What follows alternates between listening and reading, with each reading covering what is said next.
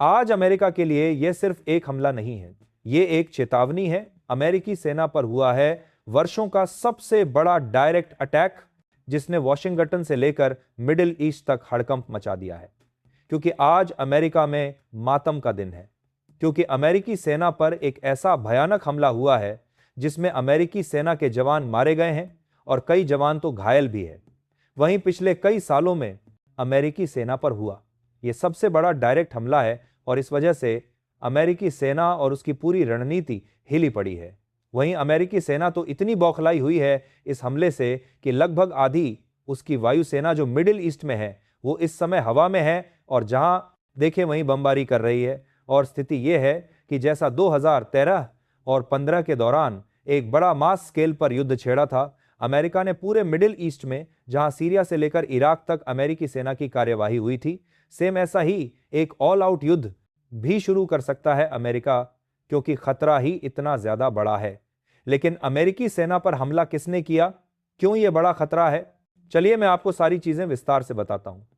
सबसे पहले स्क्रीन पर आप देखिए, ये कुछ फोटो निकल कर आई है पिछले 24 घंटों में अमेरिकी सेना के चेक पोस्ट से। जी हां, ये चेक पोस्ट अमेरिकी बेस जो कि सीरिया में मौजूद है उसके पास मौजूद था और वहीं पर एम्बुश करके यानी कि घात लगाकर अमेरिकी सेना पर हमला हुआ। इसमें जो पेट्रोलिंग कर रहे जवान थे 3 उनमें से मारे गए और बाकी घायल हो गए।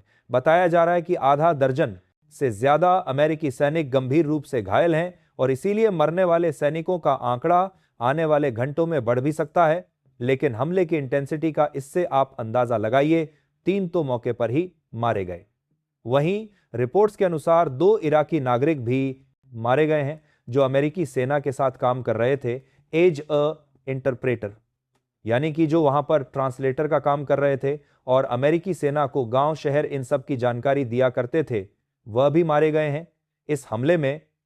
इससे आप अंदाजा लगाइए कि क्यों कहा जा रहा है कि यह पिछले कुछ सालों में अमेरिकी सेना पर हुआ सबसे बड़ा हमला है। लेकिन यह किया किसने? क्या सीरिया की सेना ने किया? क्या असद के लड़ाकों ने किया? तो जवाब है नहीं। दरअसल यह हमला किया है आईएस ने। जी हां, इस्लामिक स्टेट का यह हमला है जो कि फिर से सीरिया में सर उठाना शुरू कर चुका है।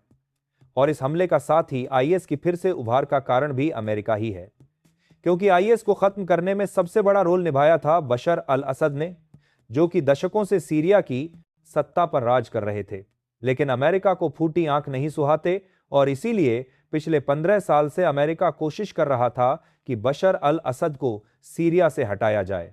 इस साल की शुरुआत में उसे कामयाबी भी मिली, लेकिन सीरिया की जगह अमेरिका ने जिसे बैठाया वो तो लिटरली कसाई है। जी हां, जुलानी को सत्ता में बिठाया गया जो कि आईएस का टॉप कमांडर था 2014 से 15 के दौरान, और अमेरिका ने उस पर कई मिलियन डॉलर का इनाम रखा हुआ था। उसे ही सीरिया की सत्ता सौंप दी, यानी कि मलाई और दूध की रखवाली अमेरिका बिल्ली से करवा रहा है।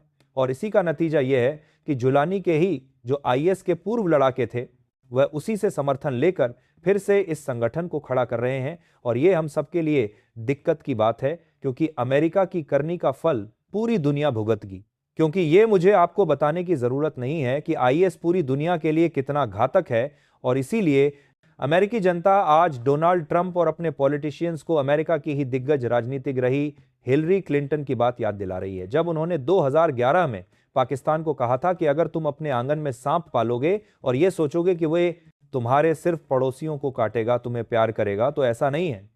क्योंकि सांप की फितरत है, काटना उसे नहीं दिखता, कौन अपना है कौन पराया वो सबको डसता है। आज अमेरिका की करनी आज सबसे पहले उसे ही भुगतने पड़ी है।